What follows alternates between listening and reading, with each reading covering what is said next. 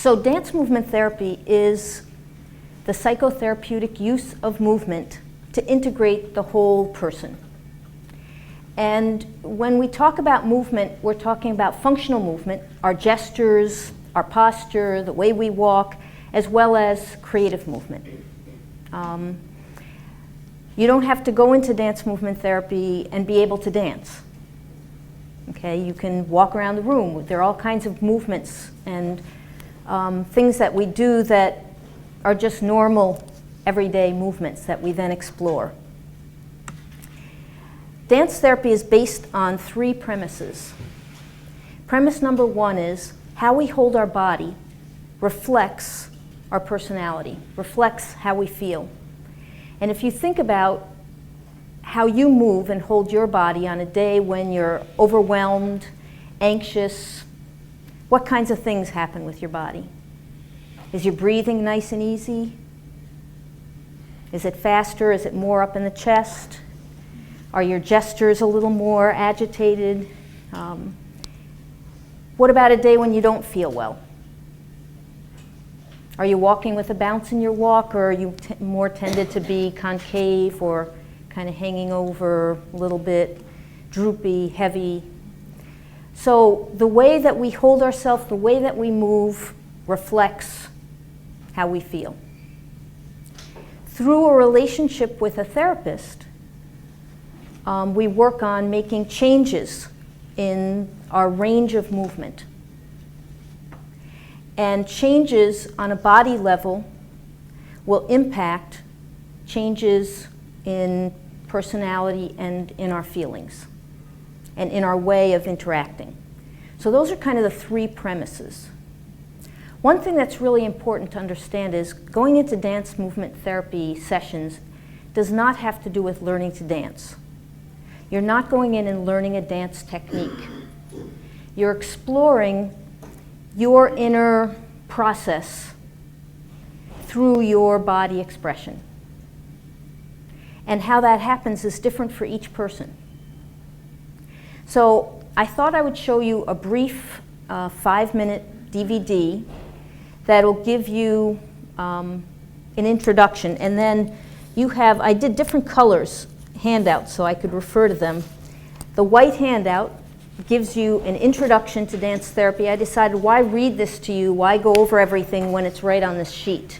It talks about the credentials you need, the populations that we work with. And so that's there for you to read. We're generally in anywhere from 6 to 8 schools a year. So right now we're in 4 middle schools and 2 middle schools and 4 elementary schools, and probably we'll have another 1 or 2 added in. Mm-hmm. Yeah. Is there a good way to get children who are hospitalized in like an inpatient psychiatric setting connected with your services, or for you to connect with the folks over at the child adolescent psychiatric unit? While they're in the hospital to be No, seen? I'm thinking more outpatient discharge planning. Yeah, to call Hancock Center and ask. Okay. Have you done any work with the inpatient psychiatric folks? We've had some of our clients go into inpatient and then come out and work with them. Okay. Yeah. What is the age you start working with kids? Is there any minimum? No, the child you saw in the very beginning of the video was just turning 2. And we have individuals that come to the center. We had somebody who was 90 coming. So, and kind of everywhere in between. Right now we have a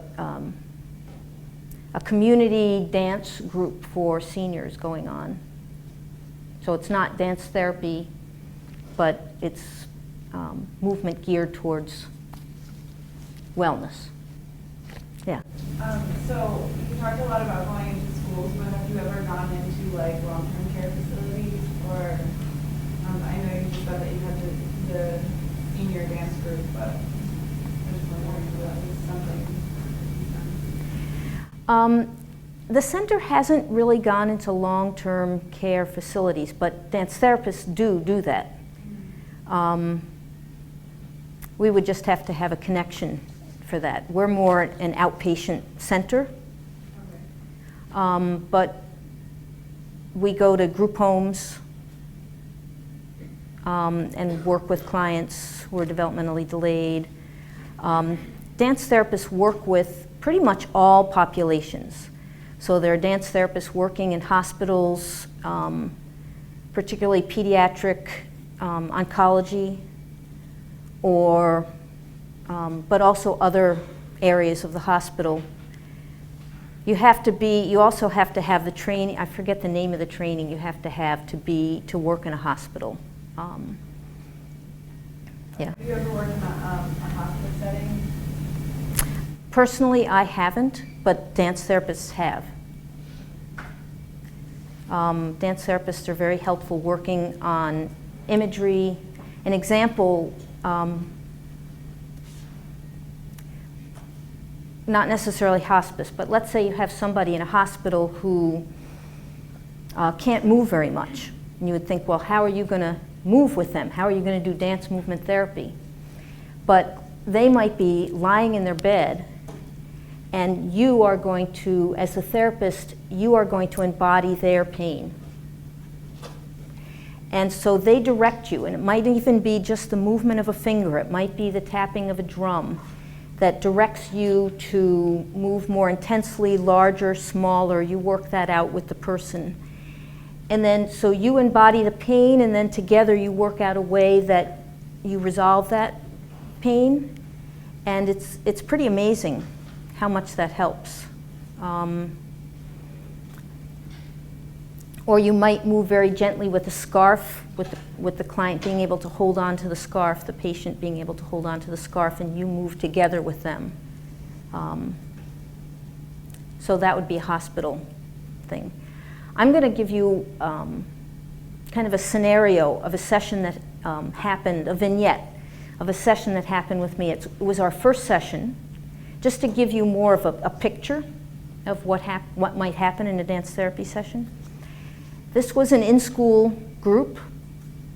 Most of my work my personal work, there are 8 dance therapists that work at Hancock Center, so we work with lots of different populations, but most of my work is either with children or families or parent training. So that's just my personal work right now. This was our first session, and it was 4 children, kindergarten children, all who had violence in the home. And I can't exactly remember how we started, except that we started right away with movement. We were moving around the room in different ways, kind of doing a body warm-up, giving me a chance, because it was our first session, giving me a chance to assess how they moved, whether they could stop when I needed them to stop, and things like that. The kids enjoyed the warm-up, and it was time to sit down. I had carpet squares for them to sit on. One of the children in the group had tantrums 3-4 times a day that required 3-4 staff to carry him out of the classroom. And as I asked the children to sit down on their carpet squares, this boy, I could see, was getting ready to have a tantrum. He started to get agitated. You could see tension in his shoulders. His face was getting mad, was tensing up and scrunching up. I figured I had about 10 seconds to make an intervention before he was in a full-blown temper tantrum. And once a kid is in a full-blown temper tantrum, you can't make really an intervention till they've finished their tantrum. So I immediately got a little bit closer to him and said, "Wow, you look like you did not want to stop that activity. You look like that made you really mad. You know, is that true?" And he nodded his head. I said, "Well, I'm so glad you could share that with me." And he looked at me like I was crazy. No one in his entire life had ever said they were glad that he was angry. But I truly was, because our group was about sharing feelings. And here he had an authentic feeling. And if I wasn't ready to embrace that first expression of an authentic feeling, it would take me ages maybe to get the group to really get going on any kind of deeper level. So we kind of got a little bit closer as a group into a circle, and I said, you know, anger is a good feeling. It's a feeling that tells us we don't like something, that we're upset about something. What we do with that anger is a different story. There are good ways or positive ways or safe ways to express anger, and there are unsafe ways. Can anybody come up with a safe way to express your anger? So the kids came up with the idea of stamping their feet. So we got up and we were in an auditorium on a stage with the curtains drawn, so it was kind of our little private space. But it was a wooden stage, and we made good echoing sounds as we stomped our feet. So we're stomping around the stage, slashing our hands like this, going, "No, no, stop!" And after a while, a few times of doing this, the kids started giggling because it was funny that they were getting to shout in school and yell and stomp and really express themselves. And then, after we did that for a little while, we sat down and we talked about how did they feel then, and they felt like, all of them felt like they had expressed strong feelings and they were now calm. And I said, what about in class? Do you think if you got mad in class, it would be okay for you to stomp around in class and yell like that? And they all giggled and said no. I mean, they all knew that it wasn't appropriate behavior. So he said, so this is a place. This is a group where all your feelings are okay, and we can always explore to find safe ways that are active to express our feelings. But when we go in class, we have to find a way when we get mad to get ourselves calm. So we talked about, what's the process of here you are mad, and what happens when you're mad? Shoulders tend to go up, you might have fists, you're tense in your body. So I said, what would happen if we started on one side of the room? I'm on a stage, here we go. One side of the room, and by the time we got to the other side, you would get calm. What are some of the things you might have to do? So they talked about changing their breathing. They talked about maybe shaking out some of the agitation that they felt. So I asked each child one at a time to try starting mad and moving across the stage, and by the time they got to the other side, being calm, ready to go to class. Now this is a hard thing for kindergartners to do, and this was our first day, so I wasn't sure what I was going to get. So the first 3 kids started. They were all like this.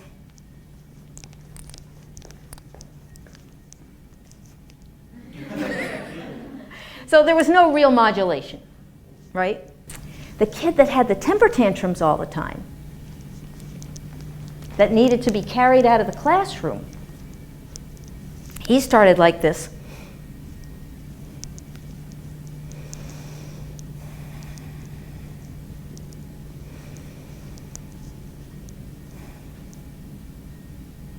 So he actually changed his breathing, let go of fists, let his shoulders relax. He actually showed modulation as he walked across.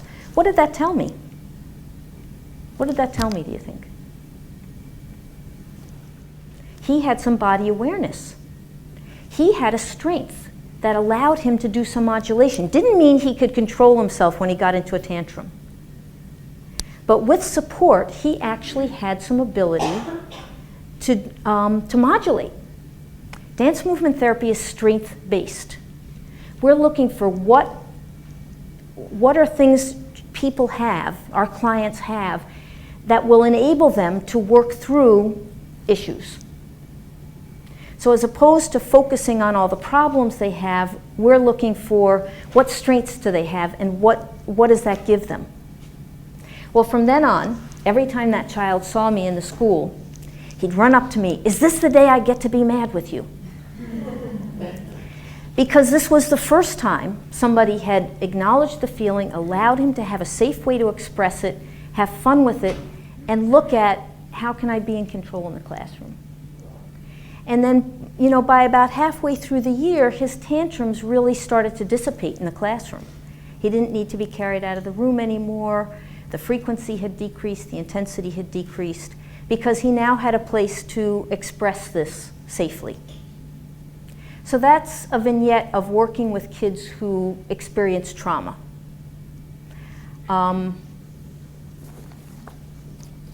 So, what I'd like to do right now is talk about, let's see, what color form is this? Another program that we do in the schools, which is the violence prevention program, and that's on your blue sheet. This is an outline of the curriculum. I'm not going to go over the whole outline, but this is a curriculum I developed. It's published into a book set. It has some research behind it and DVDs, training DVDs that go along with it called Disarming the Playground. The curriculum I developed because one of the schools I was in had some classrooms where so many children were angry that the teachers didn't know what to do with the class. And so the gym teacher asked me, would you mind coming in and working with this class? I can't even get them to do cooperative games. I'm not sure what to do. So I gulped. I hadn't worked with entire classrooms before, unless they were full special ed class, because I had worked at a center for autism. And said, sure, I'll come in and work with them. And kind of through my work with that classroom, I started to work with other classes, and I started to get a sense of what are some skills we have to offer. Well, one of the things I worked on with this first classroom was there were 3 or 4 kids in there who were very angry.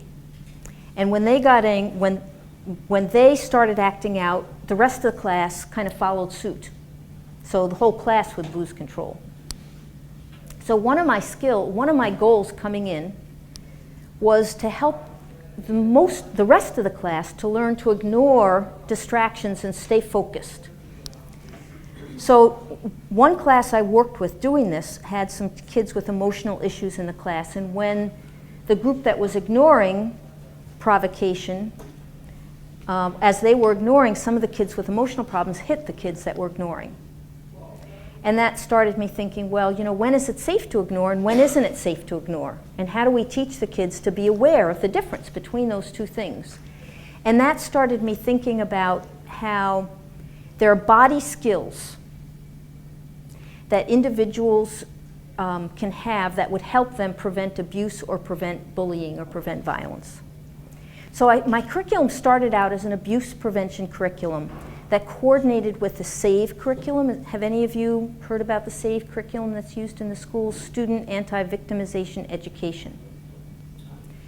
And so I looked at the different concepts they were teaching, and I thought about, well, what are some of the body skills, such as self-assertion, the ability to look and appear strong, even if you're scared, the ability to redirect aggression or tense situations, so you change the dynamic.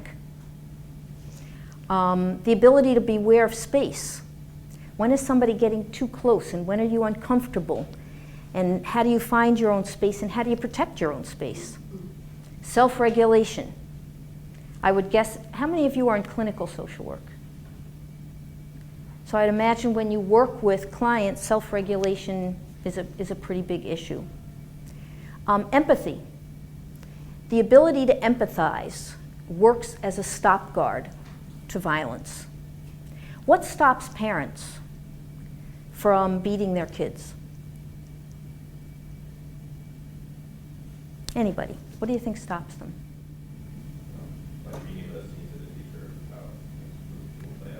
Okay, so a parent who's more well put together is going to think about, if I do this to my children, I'm going to cause them pain, this might not be good for them, and it may stop them. It acts as a stop guard. There are parents who do it because they don't want to get reported to child services. Okay, I consider that kind of a lower level, but as long, if it stops them, that's okay. But really what you're working on is you want parents to feel like, what is this going to cause? What pain am I going to cause if I respond this way? All right? So empathy is with sex offenders, one of the things in treatment programs that they try to do is to get them to understand what pain they cause their victims. and what pain they themselves have had if they've experienced abuse. So empathy is a really important skill to have, and it goes along with how do you think you work with empathy? How do you think people develop empathy? Anybody, make a guess. You have a little baby. So you have the baby, you're putting yourself in the baby's situation. And how would you show that, do you think, on a body level?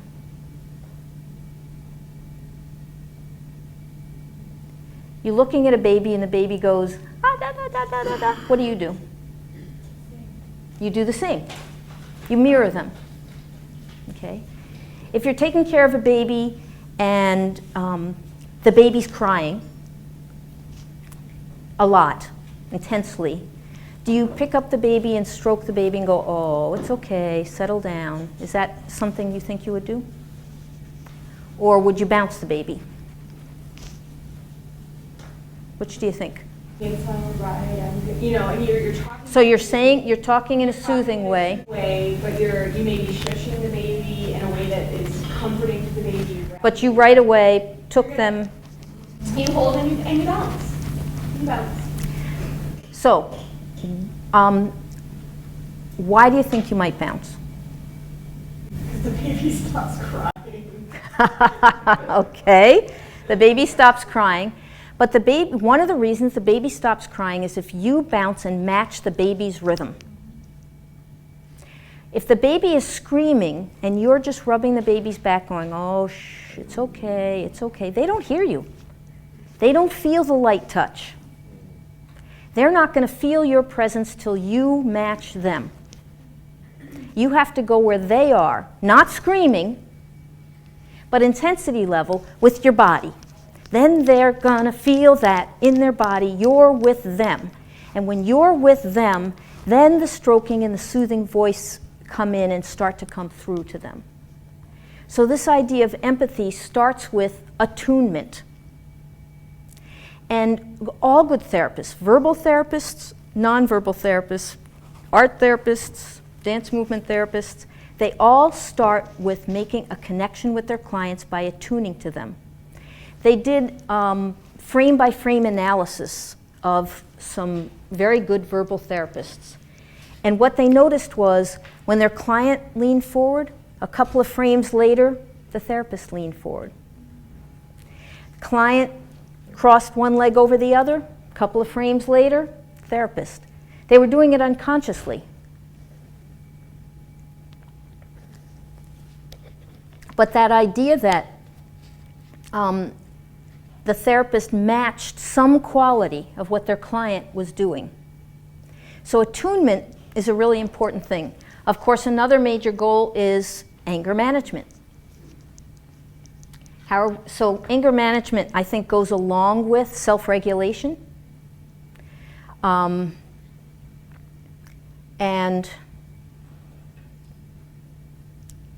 part of that self-regulation is like when you have the baby screaming. How do you match? How did I go up to that child who was about to have an angry temper tantrum? It was, wow. You know, I started with a dynamic. I didn't go up real quietly and say, oh, you know, are you mad? Oh, I'm so sorry. In a low voice, I matched his building tension with, wow.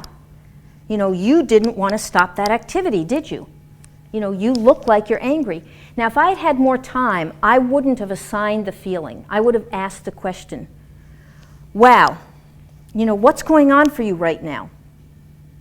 And I would have elicited it from him, but I didn't feel like I had enough time to do the eliciting. I thought I would lose him. So I put out a feeling and checked in with him. So I would like to show you, or teach you, one of the techniques for self-regulation. And that's based kind of on the neurophysiology of the stress and relaxation response.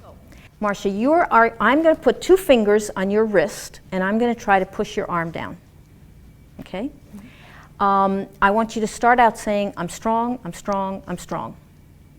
Out loud? What? Out loud. And are you ready? Yeah. Okay, go ahead. I'm strong, I'm strong, I'm strong, I'm strong, I'm strong. Okay. All right, shake your arm out. Now you're going to put your arm out again. And you're going to say, I'm weak, I'm weak, I'm weak. But you still don't want me to push your hand down. You're still going to resist. Okay? Go ahead. I'm weak, I'm weak, I'm weak, I'm weak. Okay, so that's what I want you to do with your partner. So, how many of you found a difference? So most of you. Okay. What does that mean? What do you think that means? I think it affects your body. Okay, so what you say, what you think, affects your body. You get the same results of the weak and strong if you say something to the effect of, oh my God, I'm so frazzled, I have so much to do, and this is the point in the semester where this starts for most students.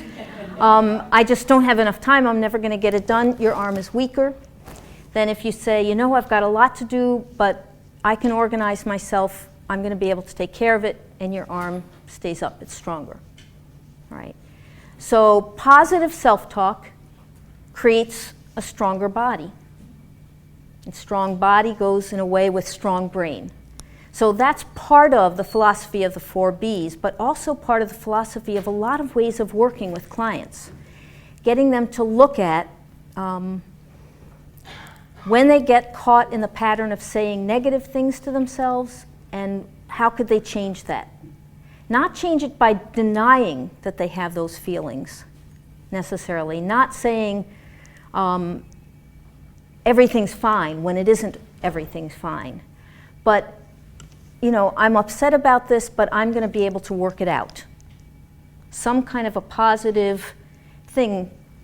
I had a child in a group, one of the schools that I worked in had a lot of the homeless kids in the city were bused to that school. And this child was having a lot of behavioral issues and was very non-compliant in class and equally non-compliant in my class.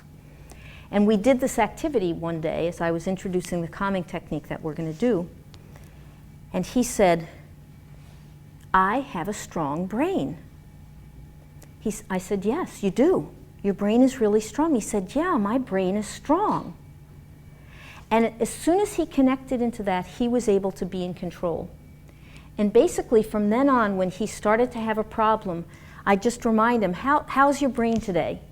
You know, can you connect into your strong brain? And he'd again repeat, I have a strong brain. And once he would say that, he was able to kind of connect to the ground, connect to himself, and be in control. Now, not everybody, that was this child, that was his connection. This connection helped him feel in control. All right, another question. When you're very agitated, let's say you've been riding your bike or driving your car and somebody runs right in front of you and you've got to slam on your brakes and you just barely miss them. What happens in your body? Stress reaction. Stress reaction. You get an adrenaline rush, you're trembly, right? Your breathing changes. Do you think if you sat in the car or you stood with your bike or laid your bike down and took a couple of breaths that you'd calm down? For most people, that would not be the case. The adrenaline rush is such, you're shaking so much, most people need to do something physical first. Right? Take a walk, jump up and down, shake out. They're not ready to do the calm breathing. Their body's too agitated. So when your body is physiologically aroused, not just emotionally, but also physiologically, you need to do something physical first to help release some of the tension, some of that agitation in the body. So this is called the 4 Bs of self-control. You have it, that's in your orange sheet, which you can look at later because we're going to just do it right now. And the first B is breaks. When you're agitated, anxious, a lot of the energy is going out here. Would you agree with me? When you're thinking anxious thoughts, it's like things are racing and energy's outward. So what we're doing is we're taking that energy and we're bringing it in and taking our hands and pushing so the heels of our hands are pushing against each other. So I want you to take your hands, not intertwining your fingers. So I don't care if your hands are like this, even like this, as long as you're not intertwining your fingers. And push hard with your elbows out. Besides without elbowing each other. Without, not mentioning the hands, which is obvious, where else do you feel it? Shoulders, anyplace else? Back, okay, and any place else? Chest. Okay, let go. You don't want to stand holding that too long. So this is an isometric push. It's taking the energy that's out here, and this brings it into center, into core, where you can feel it in your chest. So what I want is, when individuals do this, you don't have to hold it for a long time, it gets tiring. But I want them to squeeze hard and push hard enough that they feel it through the arms and into the chest. All right? And if you're quite agitated, you might do that once, shake it out, and do it again. Most of the time, I do it once with individuals, but it depends on, with groups. But if I'm working with an individual who's got a lot of stuff going on, we might add the second time. So I call this brakes. You're taking all the energy that's going on, and you're putting on the brakes. All right? The second B is breathing. So you're doing 3 calm, abdominal breaths. Depending on the clients I'm working with, I might have them work on what is an abdominal breath.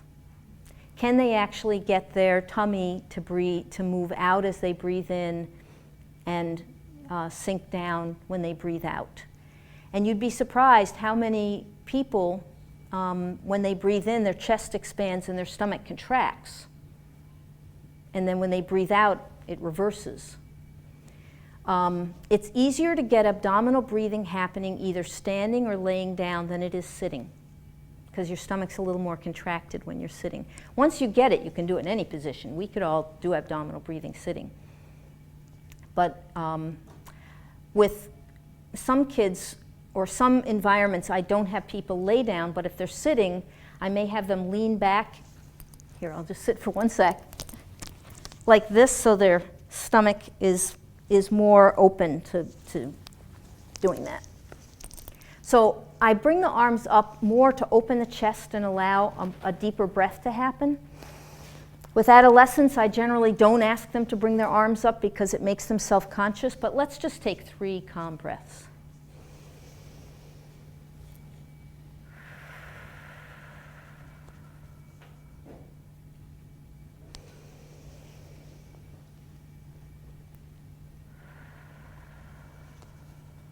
And 1 more.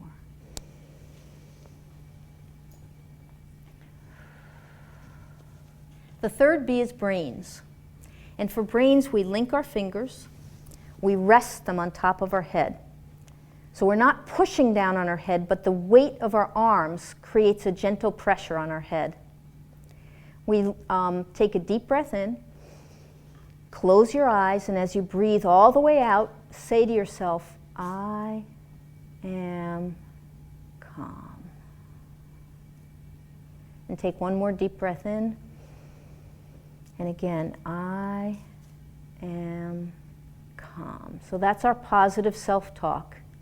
Then take your hands, put them on your body, and feel your body get calm and quiet.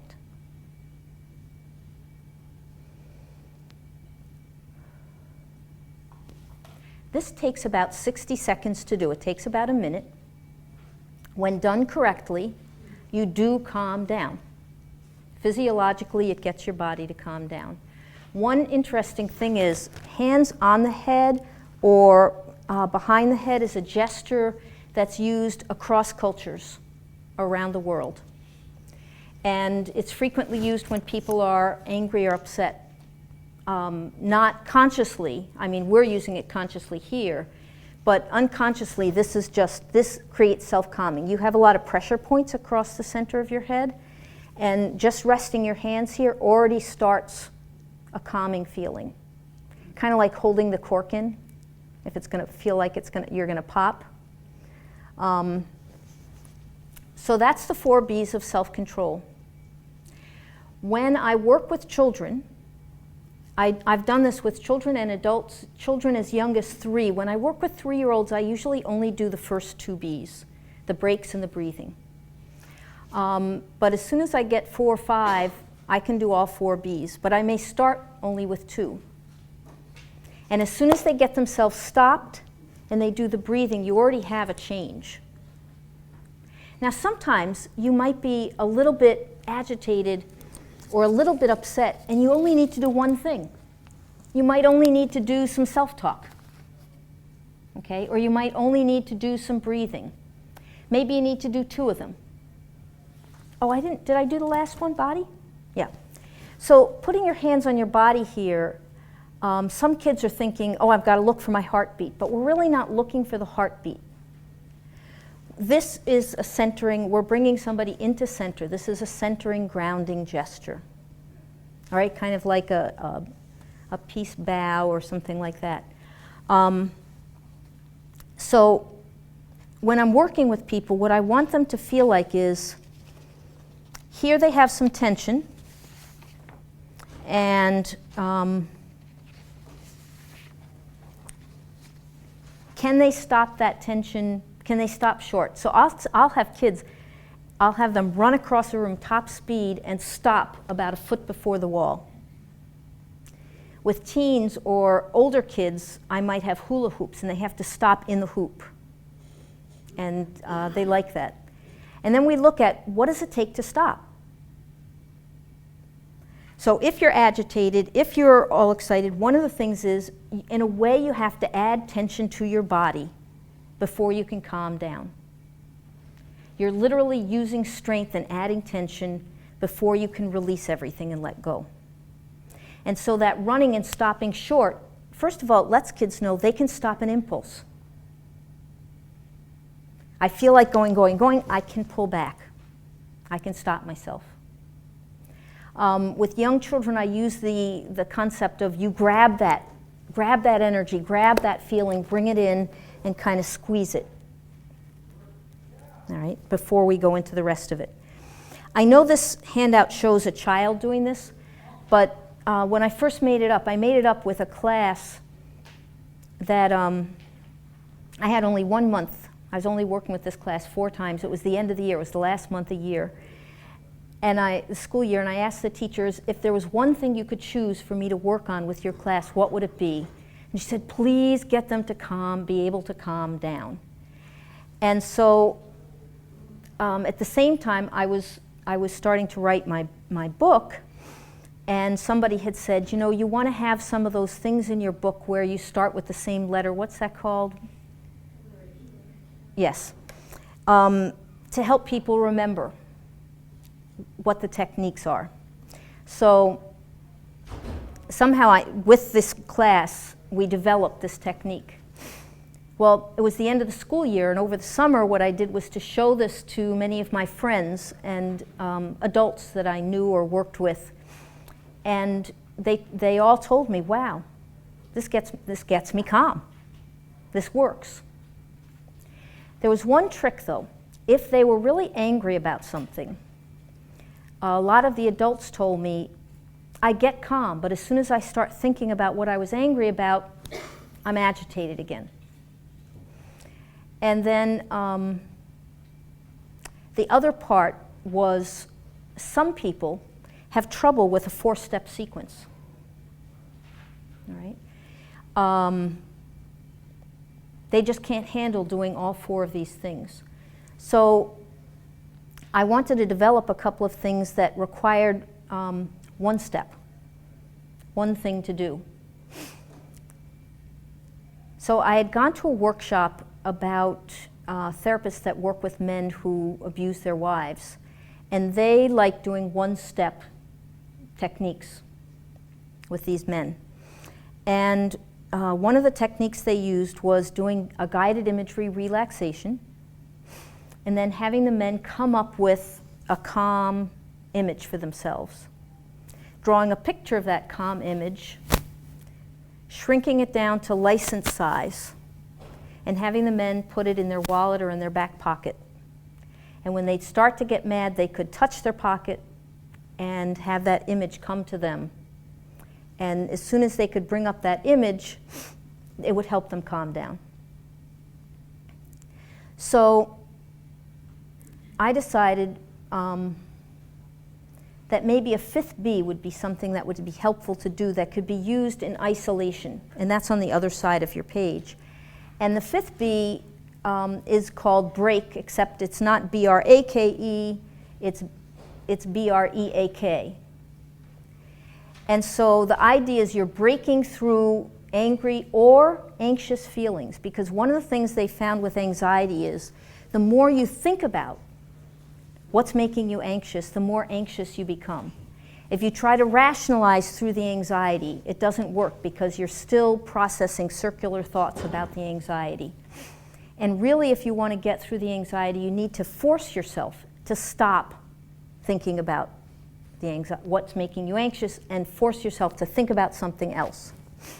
So one day, I have 4 children, and they were children back then. They're not now. And it was just a bad morning. Everybody was crabby. Nobody was getting ready for school. By the time they left for school, I was mad at all of them. And I got in the car, I drove to the university, and I parked in the parking garage, and I got out, and I realized I was madder now than when I was with my kids. The kids had all gone off to school. Everybody got off on time. And I said, Rena, you tell the kids to do this all the time. Stop it. So what am I using? Self-talk. Cut it out. Think about something else. So I changed my thoughts. I was on my way to teach a ballroom dance class, and I started thinking about the music I was going to use, what steps I was going to teach that day. And it took me, here I am, I got out of the car, told myself to cut it out, and I started walking down the parking garage, and I took about 4 steps, and I could already feel my feet more connected to the ground, my breathing had changed, my mood had shifted. And it was like, wow, this idea of image really works, and it works fast. So I went back to one of the schools that I worked in, and I asked the kids, I told the kids about my experience, and I said, I'd like to do this with you, working with the idea of breaking through our mad or anxious feelings and then taking a break from them. And I asked them, you know, if you were going to come up with movements to go along with that, what would you do? So they all knew that this is sign language for stop. And they decided what they're saying to themselves is stop thinking about that, and that we would do this kind of in a staccato kind of way, like we're breaking through that mad or anxious feeling. When you do sign language for stop, you're not doing it really hard. You're just going like this.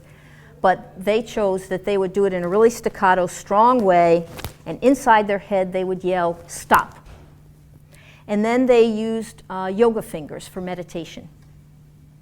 Now I find with both children and adults too, but specifically with children, having some movements to do helps them remember it and helps it work better.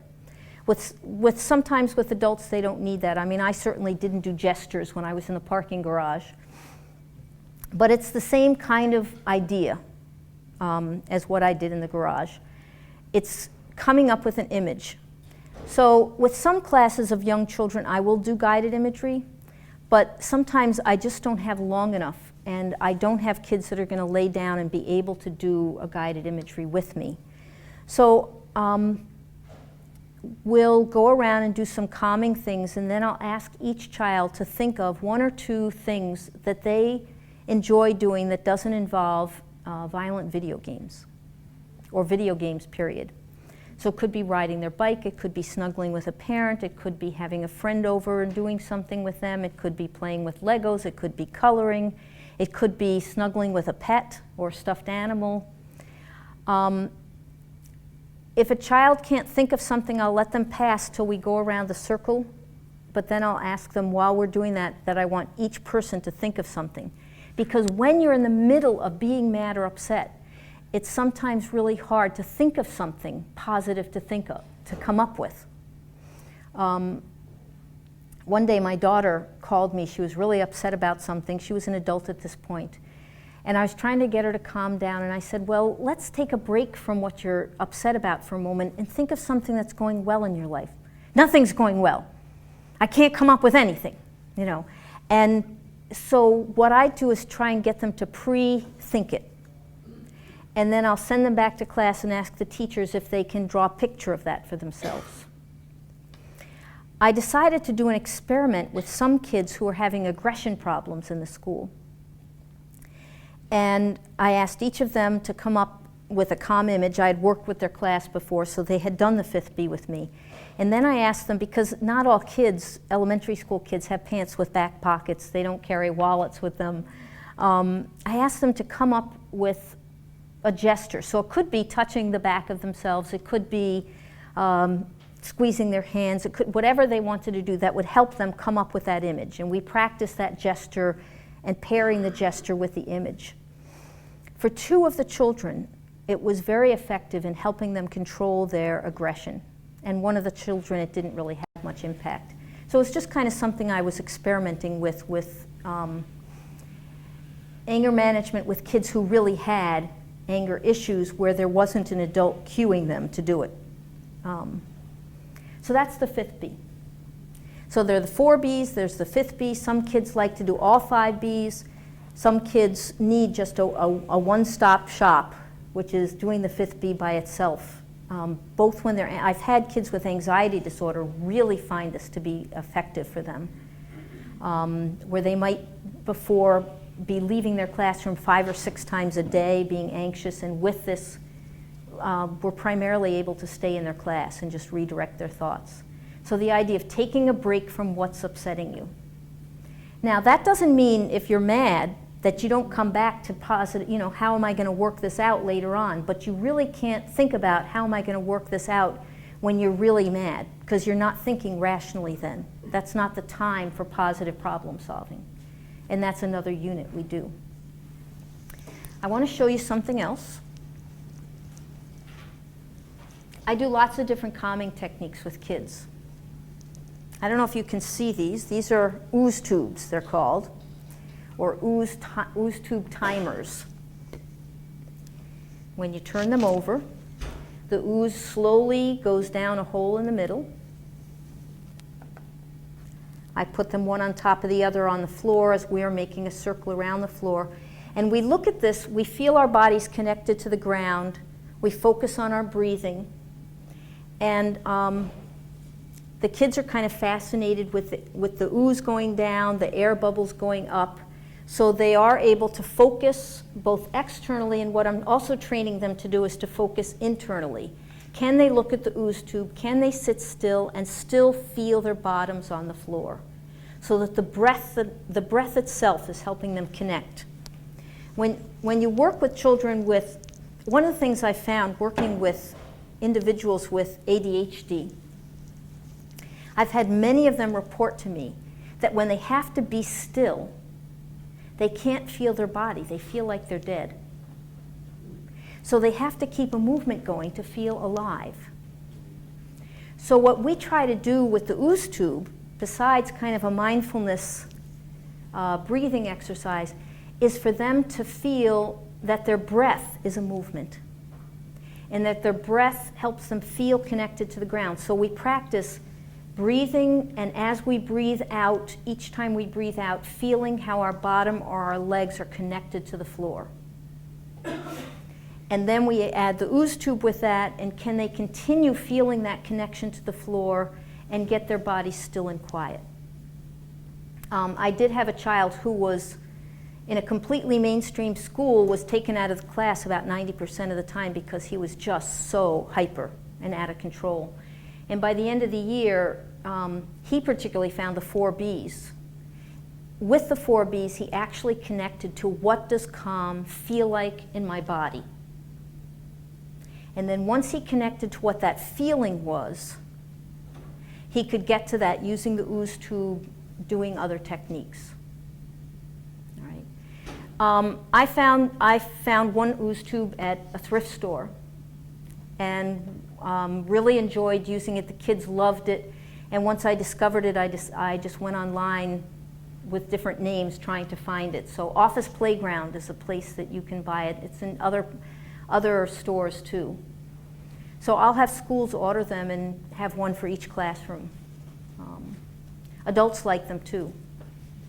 I had my daughter use it when she was in labor to look at and focus. She never wants to see one again though, however, now. It helped her then, but she doesn't want to see it anymore.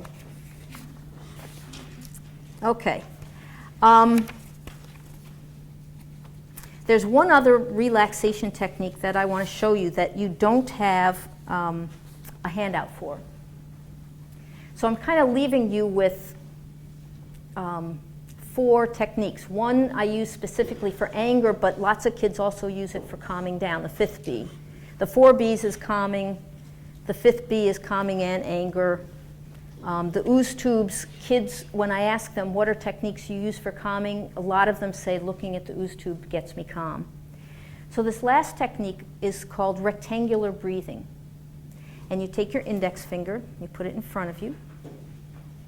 As you breathe in, you inhale. As you go across, you hold your breath. As you breathe out, you exhale. As you go across, you hold your breath out. So you're breathing in, that's the long part of the rectangle. Going across is the short part. Breathing out, long part, holding it, short part. So why do you think that works? What are some of the pieces of it? Yeah. You need to be more aware of your breath and taking a deeper breath. Okay, so it slows down your breathing, regulates your breathing. Visual. It's visual. It gives you something to focus on other than whatever is making you agitated. You're thinking about your breathing and you're thinking about your finger. Okay? With adults and with teens, sometimes I just do not the whole arm moving, because again, teens particularly are self-conscious, but one finger can move slowly.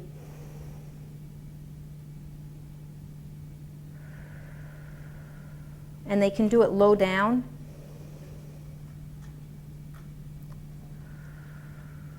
So it's kind of a smaller thing that they're doing. Most younger people I try to do the small thing that they can do more inconspicuously in class, but they seem to really need the fuller movement. Okay? So I wanted to leave by giving you some relaxation techniques.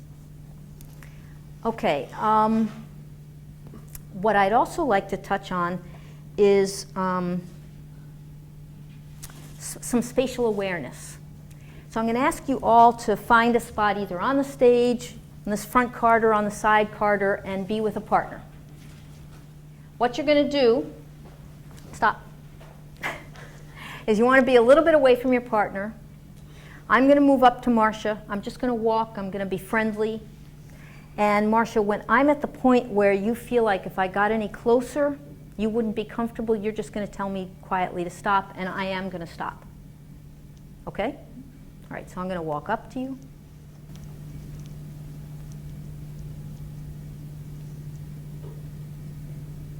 And that's what you're going to do. Okay? So you need to give yourselves a distance to be apart from your partner so you can move towards them.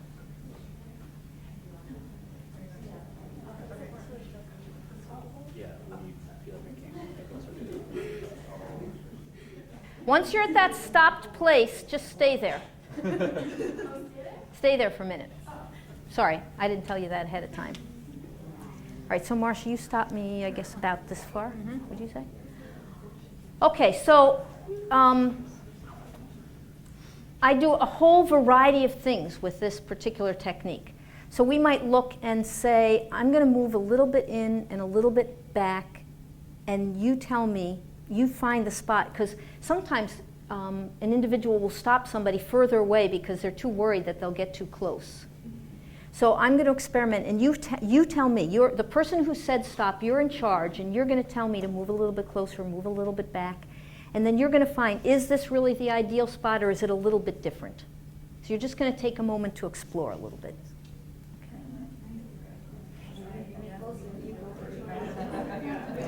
So cultural. Yeah, it's okay.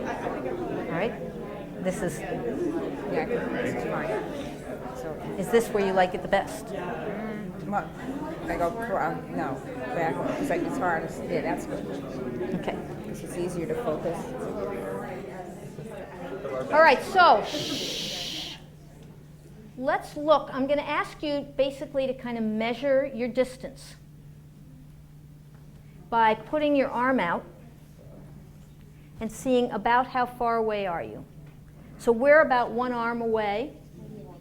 Anybody closer than an arm away? Okay, anybody further than an arm away?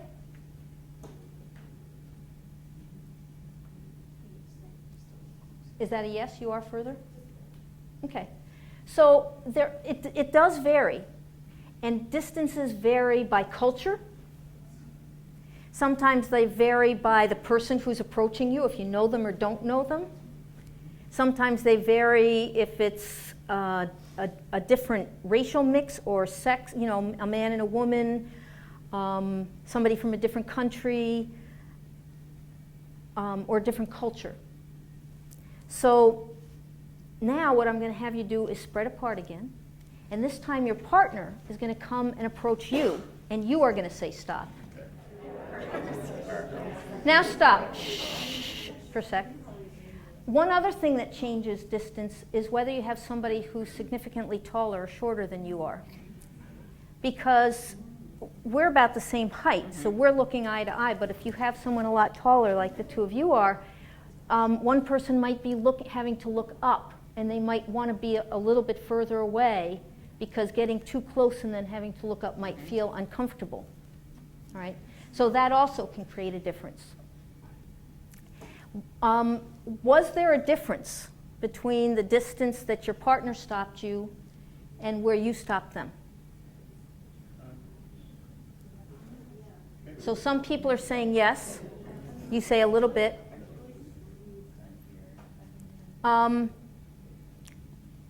What I'd like now, so different people have differing spatial needs, and sometimes those differences are significant.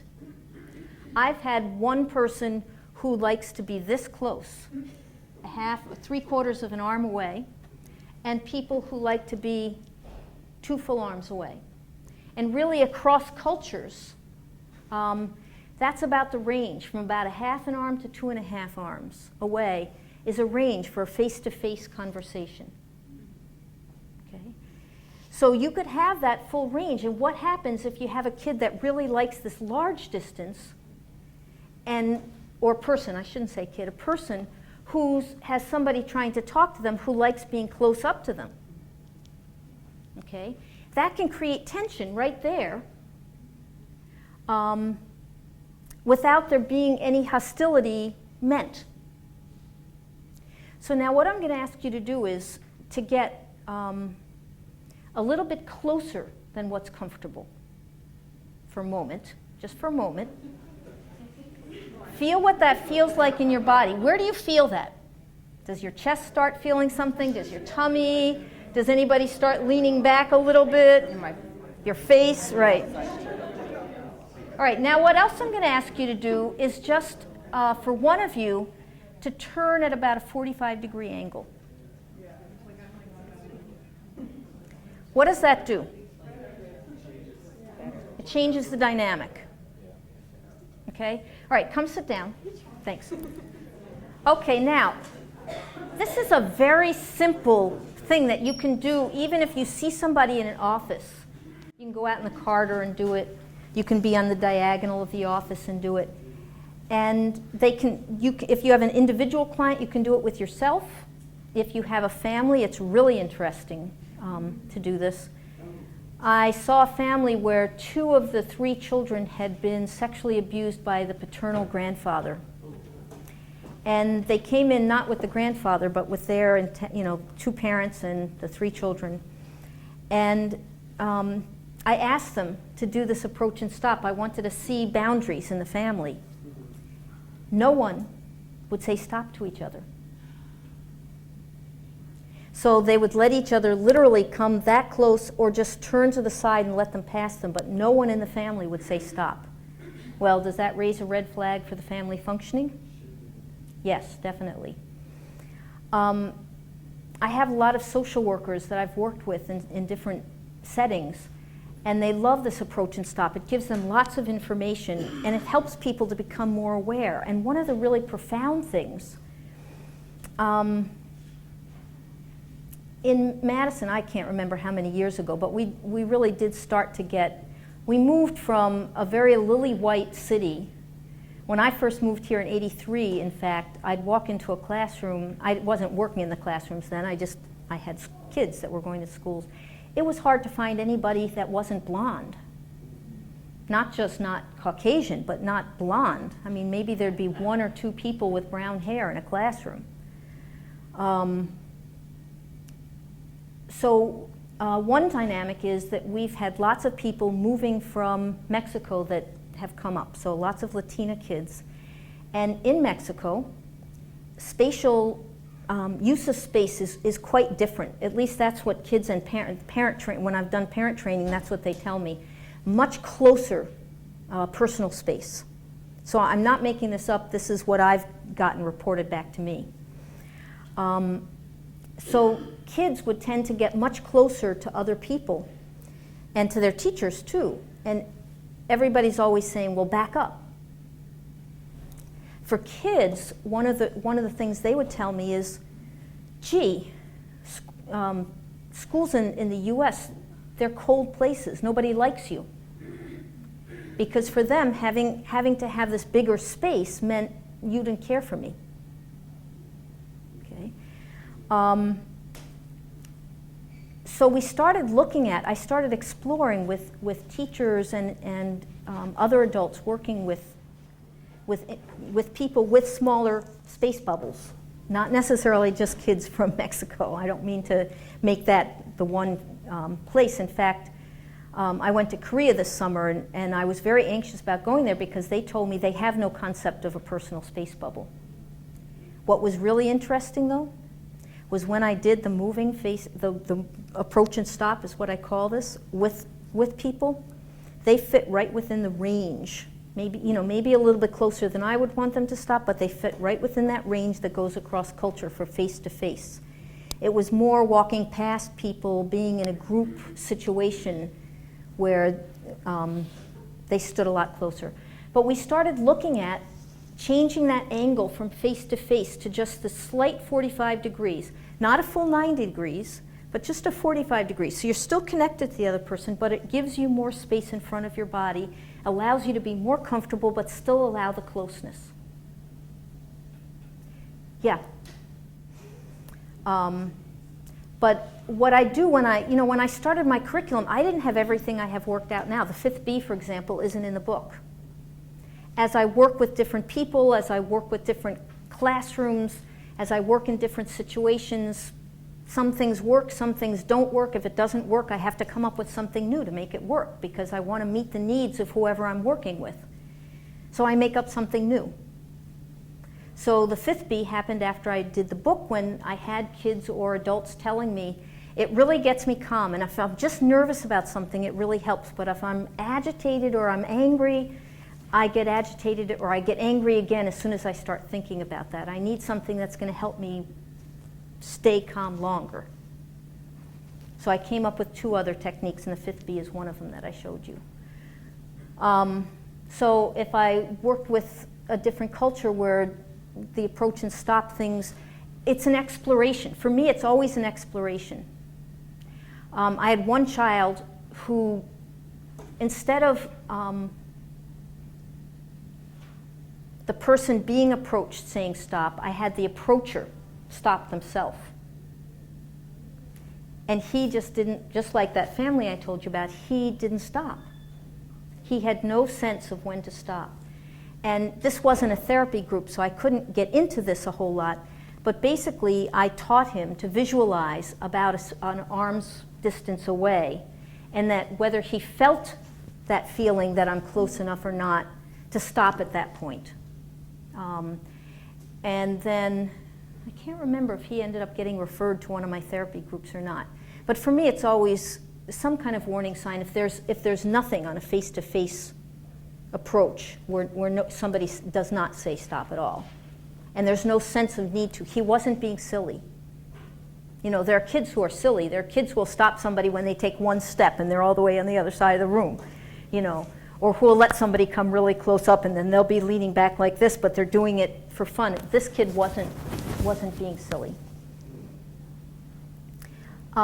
So I use the spatial approach. We'll do it with different feelings too. What changes when somebody's approaching you when they look upset? What changes when somebody approaches you when they're mad? All right, hopefully when they're mad, you give them a bigger space. You know, you either take more space or you say stop to them stronger and louder when they're further away. And it needs to be stronger and louder or they might not see. I worked with a mother who had adopted an 11-year-old child. This child had been in 11 placements in 11 years. So you know she had a lot of attachment issues and all kinds of trauma. This mother was a single parent, and she very clearly had needs of having space around her. And this child was fairly spatially intrusive. She would come up, she would always want to be right on top of the mom. And the mom was always kind of pushing her away. 3 of my children were adopted as older children, and one of them, one of my daughters, would approach that way, always wanting to be very close, but would approach as if she was going to collide into you. And everybody that played with her, worked with her, ended up putting their hands out when she got about an arm's width away because it felt aggressive. She was coming up for affection, but it felt aggressive. And so in exploring that, this kid needs to make attachment. These kids have attachment issues. How are you going to accept their approach, but also feel safe yourself? So with this mother and daughter, I had them do the approach and stop, and it was really funny because the daughter stopped. She actually stopped about just a tiny bit short of an arm's distance away, which I thought was a decent space. She wasn't coming right up into the mother's face. The mother stopped her full 2 arms away, and she just, she looked. Her eyes got big. It was like, how could you want that much space? That's impossible. That was what her face kind of said. And I had them explore one at a time, standing and then sitting while the other person moved around them in different ways. And they were each supposed to come up with positions that they disliked the most and positions that felt the most comfortable for them. And the one position that they both felt good about, the one position that they liked that coincided, that they both had the same, was side to side. If they were side to side or at a right angle from each other, they could be right up against each other. So what I taught the mom was, if the child started coming up too close this way, the mom could step to the side or even and bring her arm out and bring the child into her side for a snuggle without feeling like she was threatened from the front. That they could sit side by side on the couch. They could watch a show and she could snuggle with that child from a side-to-side position. And this is a way of you can't expect the kid to make the adaptation. The parent has to make the adaptation, okay? So she might be facing here, the kid's coming up, she's feeling that tension develop in her body, and she turns to the side and encompasses them. I worked with a mother with a 4-year-old son. The husband had been violent towards her. And the son would come running up to her, and she would identify the son running up with her fear of her husband who beat her. And so she would protect herself by making him stop, yelling at him, pushing him away. And what we played with was allowing the son to run up, turning slightly to the side, scooping him in her arms, and spinning with him. So taking his energy and instead of making it confrontational energy, going with the movement and turning. Right, and that's kind of using the movement observation. Had I done that before with anybody? No. But I watched them. I watched how this approach continually was rejected by the mom. And then we just explored, how can we accept this approach and still have you feel safe? Because you have to respect both people. And it really changed the dynamic between this mother and child. The mom started to realize, oh, there were things she could do that could accept him. She didn't have to be afraid of him. She didn't have to make him become the father. So that, to me, that was very interesting. One of the other things that I work on that I'd like to play with you on is trust or empathy. And I use some props with this, so I'm going to move the chair out of the way.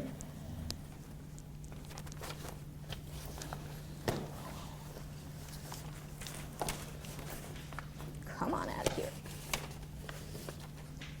And one of them is the big stretch cloth. It's called stretch cloth that you saw on the video that the kids were in. I don't know if the stage is large enough, but what I'd like is some people to come up and try it with me. Anybody willing to come up? Come on up. You don't need to raise your hand, just come on up.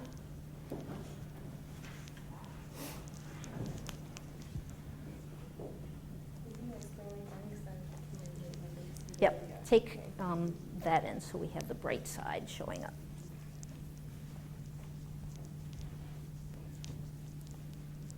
So grab hold of the dark blue end.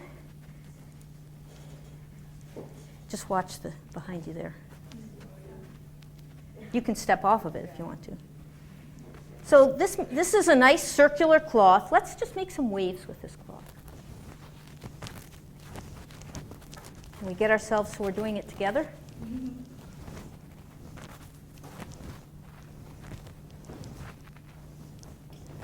Visually, this is very appealing. With the floating down. What does it look like? What's an image that might come to you? Water, jellyfish. Anything else? Other squid animals. All right, I also get from kids, okay, stop rocking, waving for a minute. Volcanoes erupting. All kinds of images. What we're going to do right now briefly is each person's going to take a turn to make a wave. So you're going to go up and down or side to side, and we're going to all do that with you. Okay? So I'll start. Here's my wave.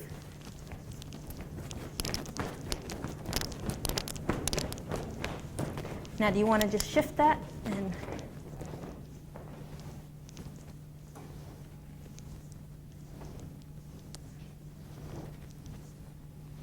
And then you shift it.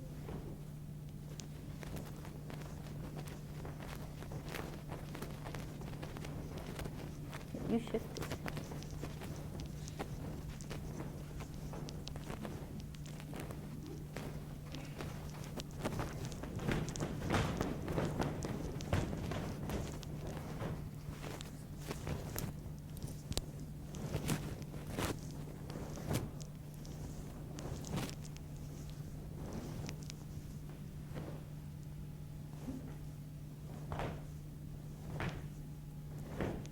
Good sound effects, I have to say. All right, so what does this do? Each person's taking a turn to initiate something, and the entire group is doing it with them. So that person's actions are being seen and accepted by the group. Again, that's the beginning of attunement. Seen, witnessed, and accepted. Okay? So what we're going to also do right now is we're going to take this cloth, we're going to bring it up, over our heads, down our backs. So you don't want to step on it, but you want it kind of by your calves. And again, you're probably going to need to step off the stage. And go back.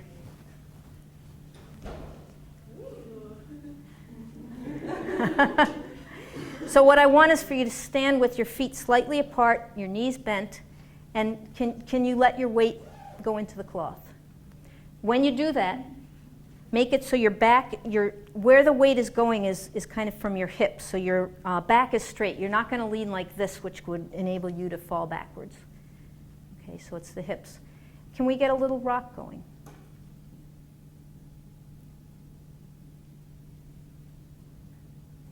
Adjust as you need to. We're not on an even surface. Can you let your knees and hips bend like you're just about to sit in a chair?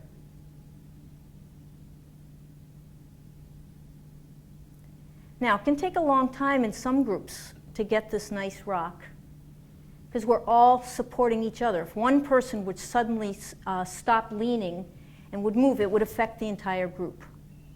All right, so we're working on group cohesion. We're working on trust. We're working on, this is self-soothing. Now, everything we do is not self-soothing, but in this space I'm not going to do wilder things. But sometimes we take individuals and we let them, here, we're going to take this cloth off now. Thank you very much. Come in. Just let it come on down. This is the stretch cloth is one of my favorite props. Basically, I bought spandex, used a stretch stitch, and sewed a triple seam to make it a circle. It's 60-inch spandex. And if you want to make yourself one, whoa. If you want to make yourself one, you have to make sure that the stretch is not along the 60-inch part, but along the length of the cloth that you're going to sew, because that's where you want the stretch, where people are leaning in. You can sit down, thanks. For a minute, I'm going to have people get up. I'm going to tell you a quick vignette, and then I have one more prop. I had a group of boys. Again, these were second graders. They had all experienced a lot of anger. And one day, we saw them first thing Monday morning. And I went to pick them up, and one of the boys started telling me about how over the weekend there had been a lot of fighting. The police had come to their apartment several times. His father had ended up needing to go to the hospital, had a broken arm.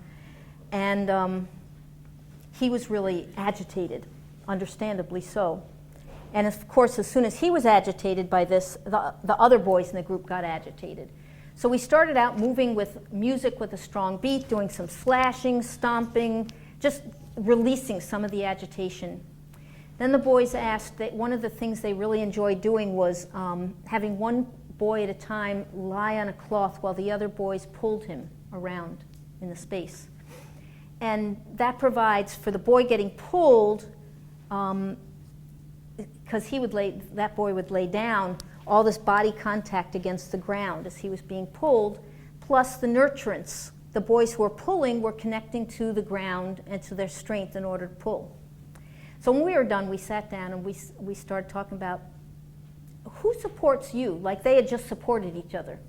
So who supports you when you're angry? The boys looked at us like we were crazy. Supports us? No one, in my house, one boy said, in my home, everybody's so angry that they don't even notice when I'm angry. Another boy said, well, I just get sent to my bedroom. And I'm not allowed out till I'm not angry anymore. Nobody cares why I'm angry or what I'm angry about. So those were the kind of responses we got. Well, where do you feel the anger in your body? So they talked about this for a little while, and they came up with one image that they all really liked, and that was the image of that the anger was like a ping pong ball bouncing wildly around inside their body, that they had no control over. It was just going boing, boing, boing, boing, boing. So I had a smaller stretch cloth for a small group, because this cloth can fit 20 people. And we decided that the cloth would be the metaphor for the skin. Oh, the other thing the boys said was really the only place they felt support was from the other members in the group. Sometimes one of the members in the group would see one of them angry and remind them that they could do the 4 Bs, and even if they couldn't do it right then, they'd remember it later that that child had supported them. So we all got inside the cloth, which was not as wide. It was a narrower, it was a 45-inch cloth. So the cloth was the metaphor for the skin. 4 people at a time, because there were 3 kids and 2 therapists. So 4 people at a time were the anchors. They were the support. And 1 person at a time was the ping pong ball. And the ping pong ball was allowed to bounce against the cloth in between people as wildly as they wanted. And we would be there to catch them and support them. Okay. I had never done this with a group before. I kind of made it up on the spot, and I was a little bit nervous because if one of those anchors decided that they were also going to start bouncing off the wall, it could become dangerous. But the group had just talked about how they supported each other, that this was the only place they got support. So I felt like I wanted to take a chance with it, and it worked. They each took a turn to be the ping pong ball. Everybody who was the anchor stayed an anchor. And it was really powerful. When they finished, they were really calm. And basically, what had we done? We had provided them a chance to embody this uncomfortable feeling and literally, concretely, be supported by the group. So it was just a very powerful experience for the kids. So that's one way I've used the cloth. I also use the cloth, we come in together and back out again, and in together and back out, as a way to rhythmically be together and then come back out and be supported by the cloth. There's actually endless numbers of things that we end up making up. So the stretch cloth is very versatile. Most people really enjoy it. Not everybody feels comfortable leaning, but not everybody has to lean in a group. If one person doesn't want to lean, that's okay. They can just have the cloth touch their back and not give their weight into it. Because not everybody's going to be ready to do that. And you want to make that be all right.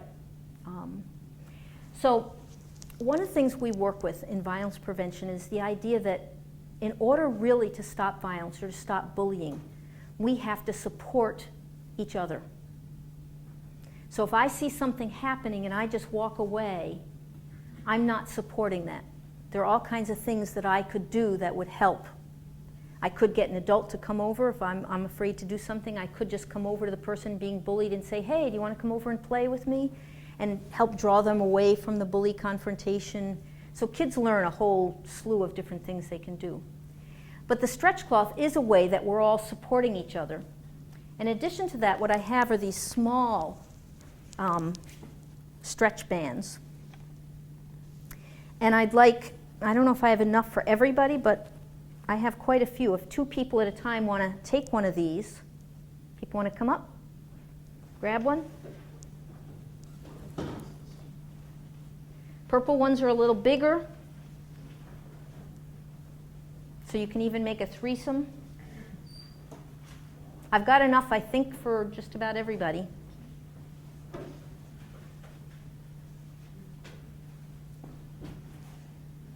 So you need somebody to work with. You're going to work with these with partners.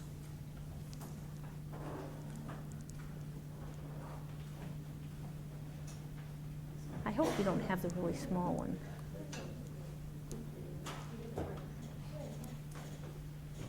So I've got purple, I've got more, got a bag full of them.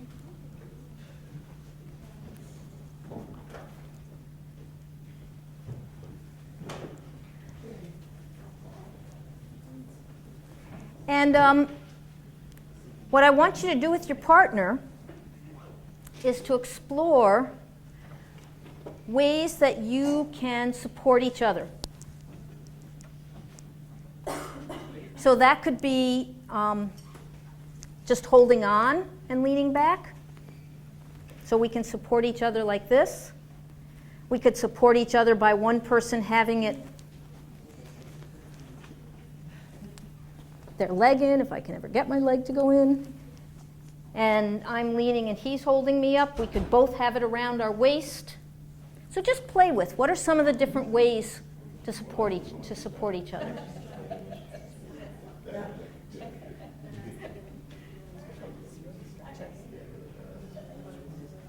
You want to, when you put it around your waist, if you do, you want to open it up. It's not wide like the stretch cloth, but still.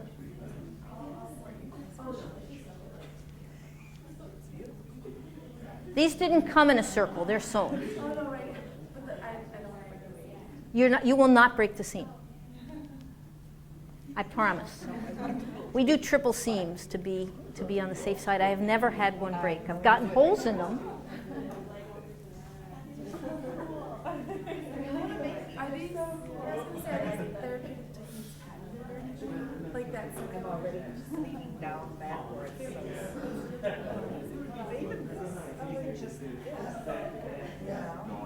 go out? I'm going sloping your holding on.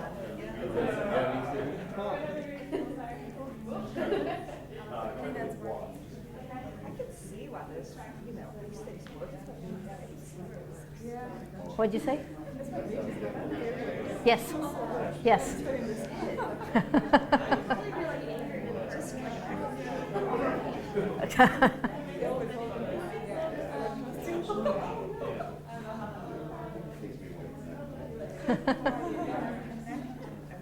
So it can be arms, it can be legs, it can be an arm and a leg, it can be around one person's body and the other person can be outside of it. There are infinite different ways. The one thing I don't allow is for it to be around the neck.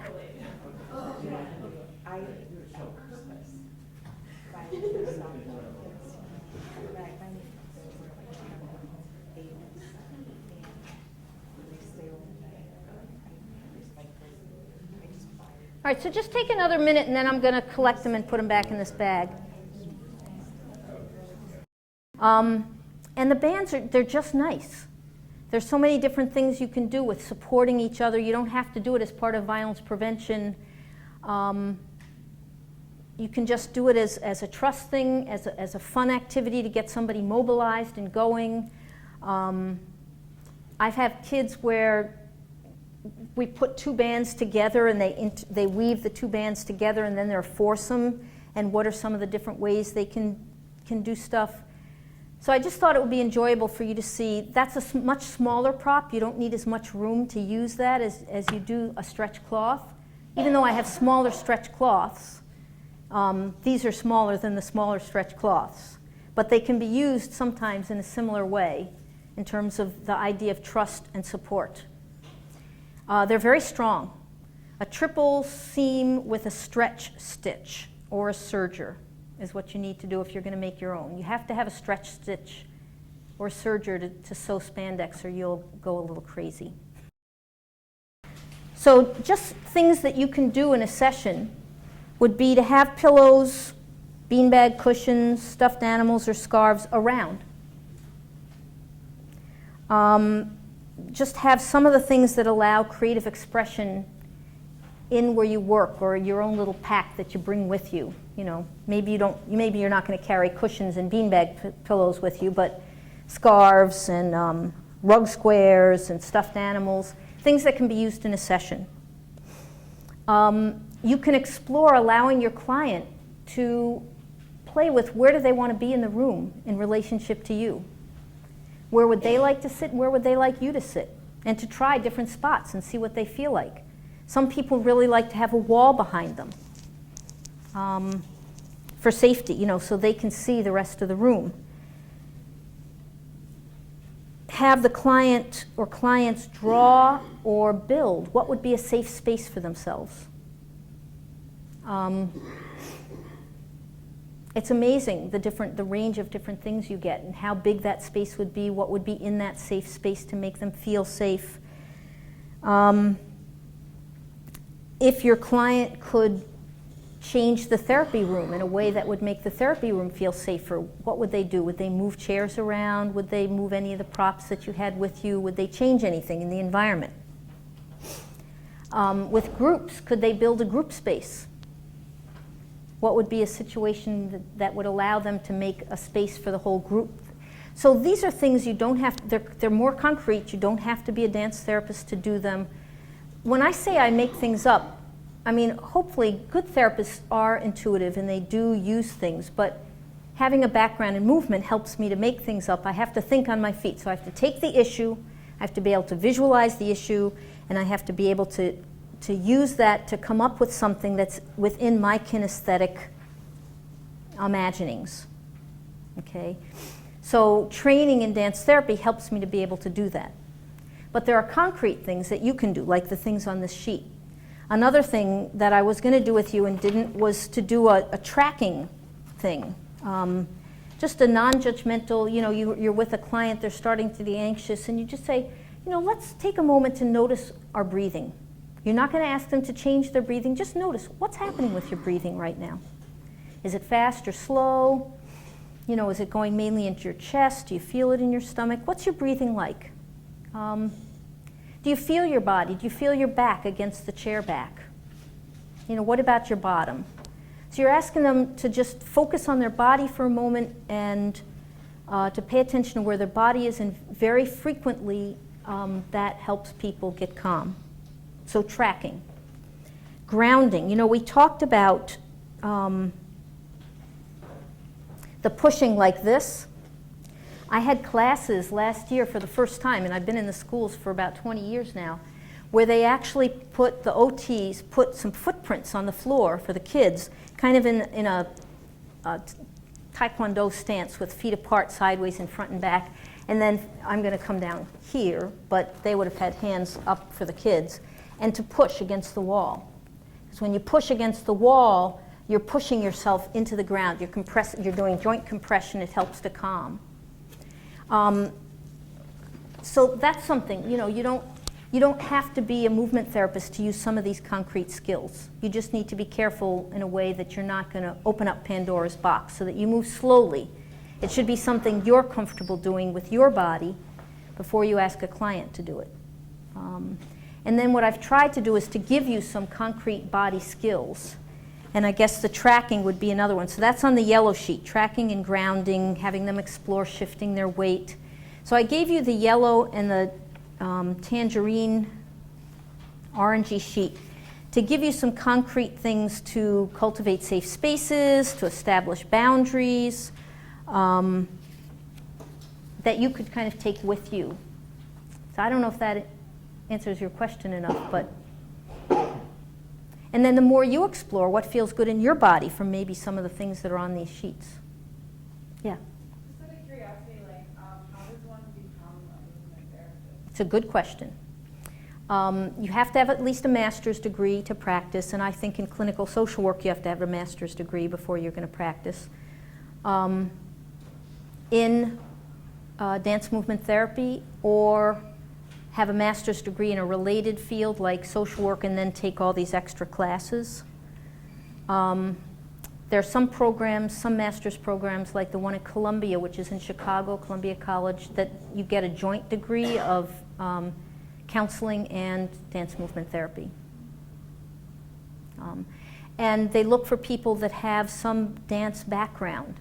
You don't have to be a dancer, but without a good movement background, you're not going to be able to visualize how you think on your feet in movement and connect and make up things. Mm-hmm. Do you know if that's a similar requirement for other types of creative therapy? Music therapy, you do not have to have a master's degree to practice, but art therapy, you do, and I'm not sure about drama therapy, to tell you the truth. And on that white sheet, it tells you what the criteria are. So I offer four classes on dance movement therapy through the dance department, which give you a good introduction to the field, experiential things, ways to use both observational skills to learn things about your clients, as well as body skills that you can incorporate into your own work. So it's an introduction to the field, basically. If you take these courses, you basically have an idea, do I really want to become a dance therapist? And even if you don't, I have OTs take the course, PTs, social work students, counseling and psych, rehab psych, kinesiology students. I've even had business students who want to learn more about nonverbal communication. I had a doctor take it so he could make better connections to his clients. So that's offered at the university here. Well, somebody who's had significant trauma could have one of two things happen. Either they're very defensive and they don't let people get close, or they numb themselves and they disassociate from those signs in their body that tell them when they're safe and when they're not safe. Now, this wasn't the parents stopping me when I was approaching. It was within their own family.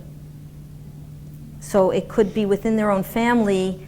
Maybe the parents felt guilty about what happened to the kids and wanted to allow the kids to get close. I don't know, but I do know that sometimes trauma victims will disassociate from body sensations because they're too scary. And when they do, they can put themselves in dangerous situations. I worked with a child who had been abducted at the age of 3 from her backyard and had been raped. And I saw her in a therapy group, and she showed no protective behaviors. And I kept telling the school, this kid is going to get abused again. And we did an exercise in her classroom, because I also saw her class, where half the kids sat crisscross on the floor with their palms up on their knees, and the other half of the kids tried to sneak up on them, and anytime they thought somebody was sneaking up, they would open their eyes and look and check. Okay, were they actually sneaking up or not? And then that person had to move away, and they'd close their eyes again. This child never opened her eyes. Never checked, not once. Even when people were, if you close your eyes and you wave your hands in front, you do see shadows, you feel breezes, you feel something, especially when it's a front approach. She never opened her eyes, and I was able to demonstrate to the teacher how this was of concern. By the end of the year, she finally started to show some protective behaviors, and then I saw her whole family over the summer, and we worked on the fact that these kids lived on Johnson Street, and she'd let the 2-year-old go open the door when somebody knocked on the door and not check to see who it was. So we started looking at how do you as a family set up some safety parameters so your daughter can learn what they are and follow through. If you take these courses, you basically have an idea, do I really want to become a dance therapist? And even if you don't, I have OTs take the course, PTs, social work students, counseling and psych, rehab psych, kinesiology students. I've even had business students who want to learn more about nonverbal communication. I had a doctor take it so he could make better connections to his clients. So that's offered at the university here. I worked with a child who had been abducted at the age of 3 from her backyard and had been raped. And I saw her in a therapy group, and she showed no protective behaviors. And I kept telling the school, this kid is going to get abused again. And we did an exercise in her classroom, because I also saw her class, where half the kids sat crisscross on the floor with their palms up on their knees, and the other half of the kids tried to sneak up on them, and anytime they thought somebody was sneaking up, they would open their eyes and look and check. Okay, were they actually sneaking up or not? And then that person had to move away, and they'd close their eyes again. This child never opened her eyes. Never checked, not once. Even when people were, if you close your eyes and you wave your hands in front, you do see shadows, you feel breezes, you feel something, especially when it's a front approach. She never opened her eyes, and I was able to demonstrate to the teacher how this was of concern.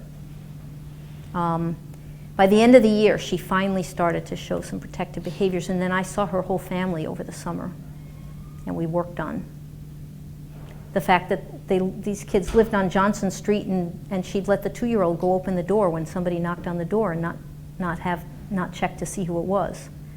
So we started looking at how do you as a family set up some safety parameters so your daughter can learn what they are and follow through. Well, it's always strength-based.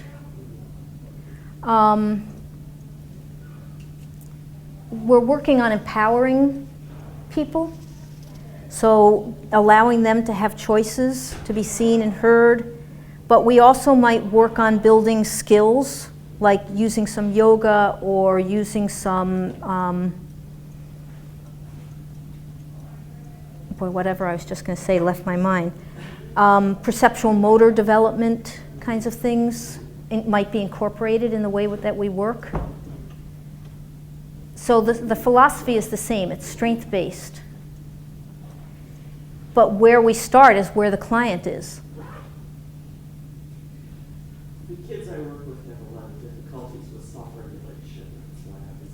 Have a lot of difficulty with what? Self-regulation. Yes. Yes, I can believe that. We might do drum dialogues, for example, and start out with a lot of energy in the drum and then slowly bring it down. Could you describe that a little more? Because I think that would be really culture over too for my kids. Drum dialogues can be your client starts, you both have a drum, or you have a large drum that you share and one person plays the drum, the other person kind of responds, and you go back and forth and slowly you can bring down your response. And if you match your client where they are to begin with, lots of times they'll settle down as they do the drumming. You could end up trying to play together if they want. You know, it just depends on how you develop it, but a conversation is back and forth. So it might be a drum conversation, it might be a gestural conversation where you're apart from each other and you have music that has different energy levels. You might play with some yoga positions to help calm. And you might do one or two of the Bs, the 4 Bs. You know, it depends how low functioning they are.